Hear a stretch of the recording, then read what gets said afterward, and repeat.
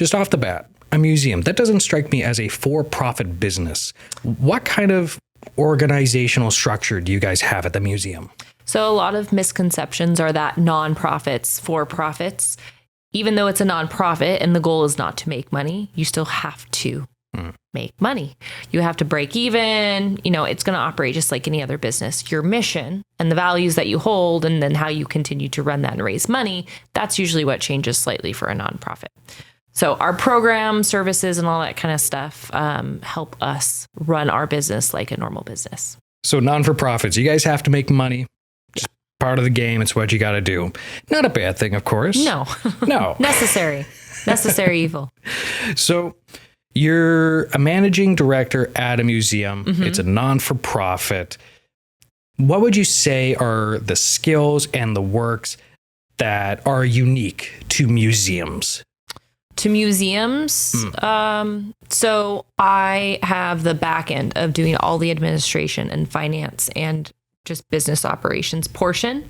I would say that it's pretty two distinct categories. You have the business side, then you have the curator side. So history, dedicated, business oriented. I'm taking the business oriented side of the museum aspect, but because I get to be a creative person in a museum, I get to dabble in some of the other things like making exhibits and producing content and, being creative with our displays and our layouts and our revitalizations and how we want to manage the building, how we want it to look, how we want it to feel, those kinds of things. So a lot of those administrative qualities, they're probably pretty interchangeable with other non-for-profits? Yes. I would say you really need to be really strong in your business,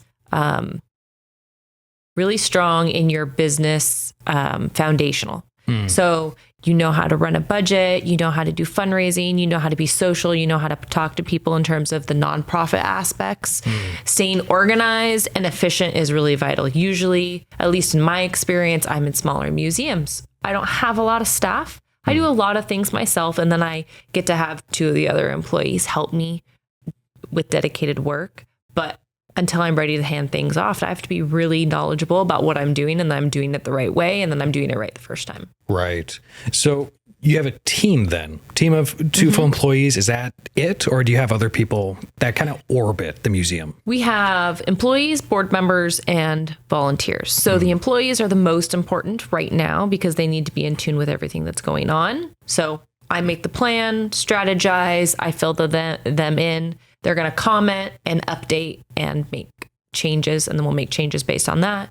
We make sure our volunteers are involved. They help run events and open houses and keep the museum open on a daily schedule. Then I have board members, right? They're going to help us with our general overall structure, make sure everything stays in line.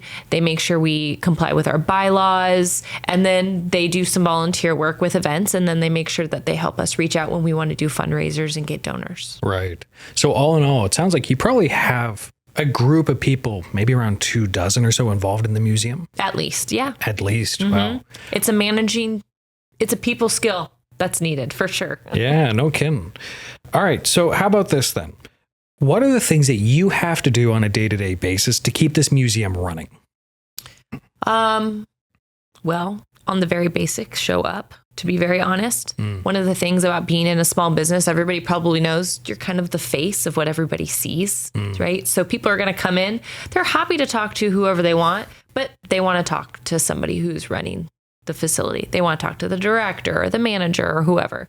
So I think ultimately that's the most important part of that. But the second thing is that I have a plan. I have anywhere from a 2 to a 5 year plan at any one given point. And everything that I do during that day, that plan helps me keep on track. That helps me make my decisions during the day, during the week, during the year, because it's really easy to go off into a different path, and 5 years down the road, you realize you're in a completely different spot that you had not intended on being in. Yeah, no kidding.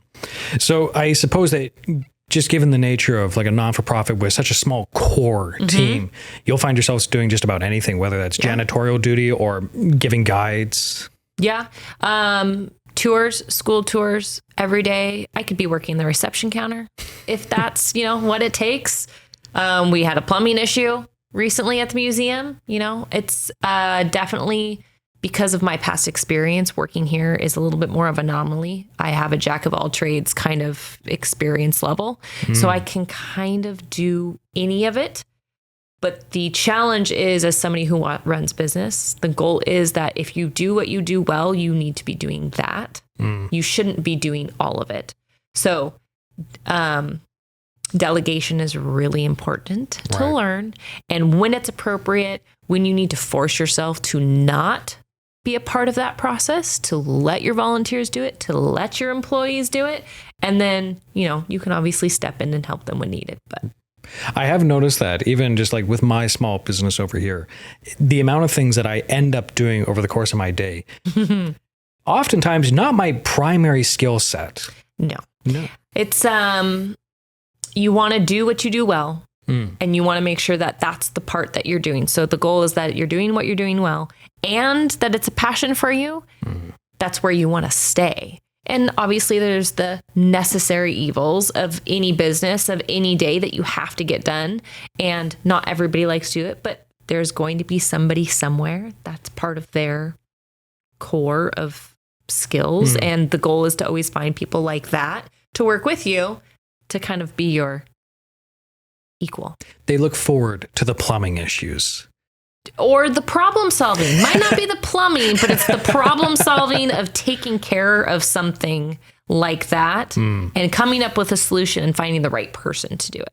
Right. Still more delegation, but it's just in a different way.